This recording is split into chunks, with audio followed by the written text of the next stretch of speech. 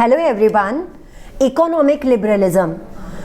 In the last lecture we were discussing about economic liberalism, and before that we discussed about political liberalism, the theory that was proposed by the educated middle class to bring revolutions in the European countries against the conservative kings, against the autocratic rulers, and to set up nation states and to have new social and democratic institutions. We discussed about the political liberalism, in which we discussed about the universal adult franchise, and even after the French Revolution, universal adult franchise, that is in your NCERT it is written suffrage. See page number 6, 7, 8, 9, 10. It is given in detail that suffrage was not given in France, it was given to propertied males only. Then we were discussing about the economic liberalism, which stands for freedom to the markets, and I told you that freedom to the market means that there should be uniform currency and uniform weights and measures. For example, as we have read that a confederation of 39 states was created in Germany by Napoleon, 39 states, and there were over 30 currencies and over 30 weights and measures. For example, if a traveler traveling with his textile to Mainz, Milan, Freiburg, Nuremberg, etc., if he is passing through, a trader had to pass through 11 custom barriers at 11 places, 11 custom barriers at 11 places. He had to take out his goods, get them measured or weighed according to their weights and measures, and pay a custom duty of 5% everywhere according to their currency.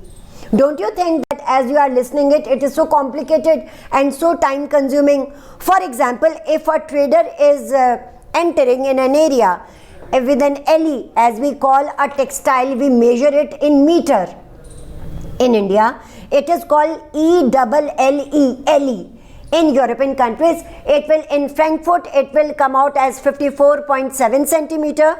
And if he enters then in Mainz, it comes of 55.1 centimeter. Then entering in Nuremberg, it will give 65.6 centimeter. And then entering in Freiburg, it will give 53.5 centimeter, and so on. Very complicated, very time consuming. So the traders, they resisted to enter in different areas and for do trade. So there was no freedom to the market because of different currencies and different weights and measures. And you can give the example of Germany, that it was divided into 39 states. It was a confederation of 39 states, and there were over 30 currencies. So no economic exchanges were there. So this was about the situation at that time, that although economic liberalism, the philosophy of economic liberalism was there, but it was not there, it was not practically there, particularly in Germany. People were facing lots of problems. So this was about the theory of liberalism, political liberalism and economic liberalism. Economic liberalism stressed upon uniform currency, uniform weights and measures as we have today. Then we come to a new topic for today, that is Zollverein. Zollverein, a custom union that was formed in Prussia, the strongest state of Germany at that time. Zollverein was formed as a custom union so as to give people a sigh of relief and to reduce the currencies and to reduce the weights and measures. So this Zollverein, it is asked in 3 marks in your board examination or in the other exam. So prepare in 3 points. Zollverein, it was organized by the people who knew about the economic exchanges and who knew about the importance of uniform currency, uniform weights and measures. There were people from different states, including Prussia. It was formed in Prussia. In 1834, you have to learn the year also. And the aim was to reduce currencies, and Zollverein immediately reduced currencies from over 30 to 2. Although there should be one currency in a country, but people had a sigh of relief that at least when it was more than 30, at least there are 2 now. And immediately after the currencies were reduced, such custom unions were set up in different parts of Europe at that time, encouraged by economic liberalism, and the people, the leaders, they reduced their currencies, and there was a growth of trade. Transportation and communication was improved, particularly in Prussia. After the establishment of Zollverein, there was growth of transportation and communication. Railway was introduced, trade was stimulated, and railways and other modes of transportation and communication were adopted. They were improved so as to harness the economic interest, so as to have the political unification. Harness means conserving economic interest, and further it will lead to political unification also, because I told you that when there will be reduced currencies, then people have a sense of common identity or common culture.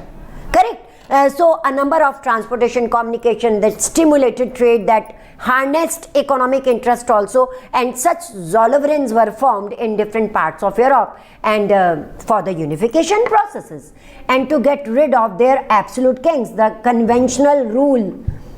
So this was a new development in Europe. Correct? Next we switch over to a 5 marks topic, and that is a new conservatism after 1815. New conservatism. Till now we have read about conservatism. We have read that conservatism, it was a rule that was based on old philosophies, traditional rule, conventional rule, feudalism, serfdom, and feudal lords had lots of power, and this was going on in Europe. So now we come to a new concept of new conservatism, and I will tell you that how it came up, how the concept of new conservatism was set up. It so happened that in 1815 AD, Napoleon was badly defeated in the Battle of Waterloo by the combined forces of Britain, Prussia, Russia, Austria. The combined armies of all these 4 countries, they were conservative forces: Britain, Prussia, Russia, Austria. Please learn it for your 1 mark question. The combined armies of these 4 countries, they defeated Napoleon at Waterloo, and it is said that after getting defeated, it fled to St. Helena, islands of St. Helena, and it is said that there he died. He didn't return back to France because he had made lots of promises to the people, and in the earlier lectures we have discussed that Napoleon had become unpopular among the people. So he went to St. Helena, and it is said there he died.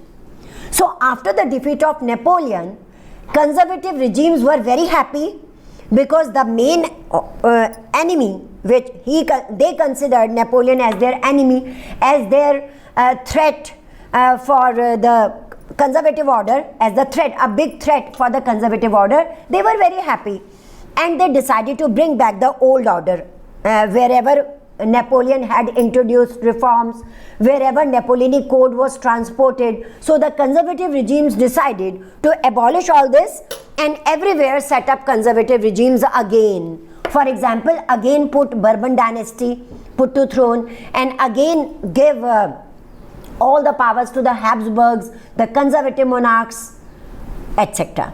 So it was the reason that they decided to bring back the old order. However, among the conservatives, there was a group of conservative, new thinking conservatives, and they set up the concept of new conservatism, and according to this, they proposed to the conservative leaders that instead of going back to the old order after the defeat of Napoleon, instead we go back to the old order, old feudalism, serfdom, etc.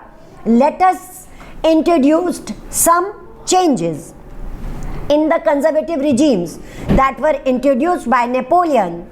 And according to new conservatism, it was also said that these changes would automatically make the conservative power strong, or the conservative monarch strong. So this concept was known as new conservatism, having some reforms in conservatism, in conservative order.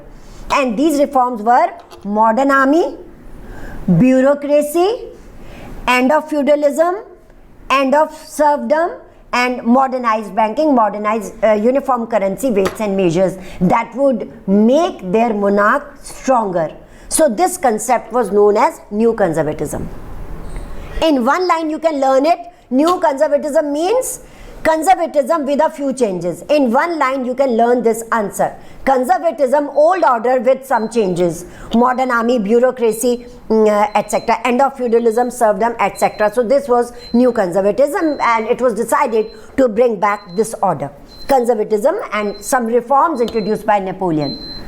Correct? So like this, conservatism was set up. In the next lecture, we will discuss about the Vienna Congress. We will discuss about the peace settlement that was brought by Britain, Prussia, Russia, Austria. We will also discuss in the next lecture that how Metternich hosted the Vienna Congress, and there how they distributed the different parts, how they surrounded France in such a way that in future France would not exceed itself. Till then, it is a very goodbye from me.